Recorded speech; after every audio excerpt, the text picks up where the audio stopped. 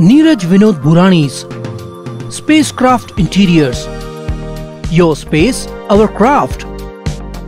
Experienced and professional team. No hidden charges.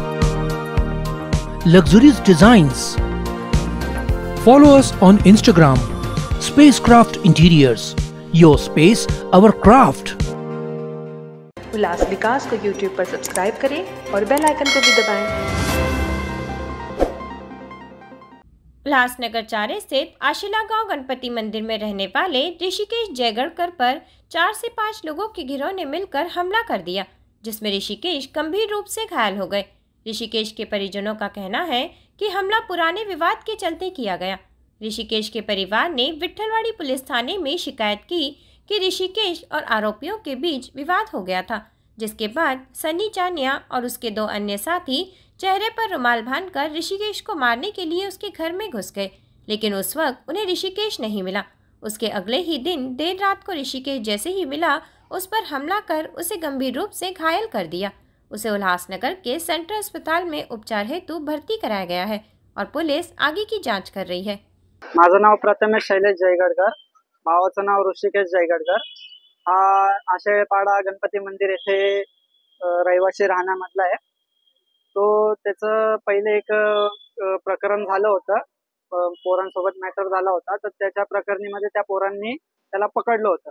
तर त्यांनी हा गुन्हा पोलीस स्टेशन मध्ये जाऊन दिला होता, त्याची पावती सुद्धा आहे आमच्याकडे। आणि त्याच्यानंतर मग त्या पोरांना त्यांनी मारलं होतं। तर ते पोरं 3-4 पोरं आमच्या घरामध्ये आलं होतं। एकाचं नाव सनी आहे, एकाचं नाव चन्या म्हणून त्याला बोलतात, असं त्याचं नाव आहे। त्यावेळेस घरात मी, मामी आणि आमच्या दोन्ही बहिणी घरात होत्या। तेव्हा ते 4 पोरं आले होते तोंडाला रुमाल बांधून। तेव्हा त्यांनी घराची तपासणी सुद्धा घेतली की घरामध्ये ऋषिकेश आहे का म्हणून, हे सांगून की बाबा आमच्या ढोलच्या ऑर्डरचे पैसे त्यांनी घेतले, पैसे दिले नाही म्हणून। आम्ही त्यांना सांगून टाळलं की ते घरात नाही म्हणून, तर ते तिथून निघून गेले। तर त्यांचा राग म्हणून त्यांनी आज ऋषीला पकडून मारलेलं आहे।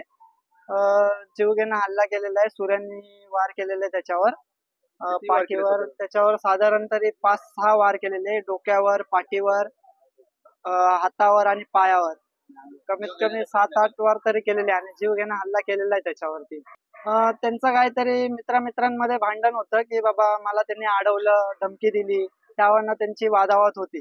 तर त्याचं तक्रार केली होती त्या टायमाला। पोलीस स्टेशन वरती सुद्धा कंप्लेंट दाखल करणार आहे।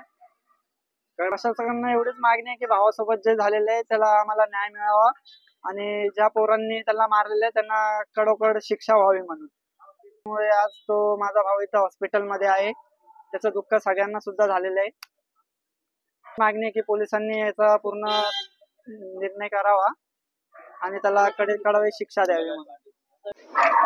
साहेब, गुन्हेगारी एवढी वाढली की शिल्लक गोष्टीवरून हे झालंय। माझ्या भाच्याला एवढं मारलंय की मागे पण घरी आले होते हत्यारं घेऊन, तेव्हा घरात पण त्यांनी कपाट उघडून बघितलं होतं, टाकी बघितली होती, भरपूर बघितलं होतं। तेव्हा पण घरात मी आणि माझा भाचा दुसरा होता, तेव्हा हत्यारे घेऊन आलते, तेव्हा नाही गेले ना। आता ते पोरग भेटले तर त्याला एवढं मारलंय की भरपूर हे झालेले, जखम झालेले आहे। आता 4-5 लोक होते, जीवघेणी हल्ला पण झालेला आहे, खूप जखम झालेली, फोटो पण आहे त्याचा। काय पोलिसांनी कारवाई करावी, कडक कारवाई करा आणि त्यांना पण शिक्षा द्या, गुन्हे बंद करा।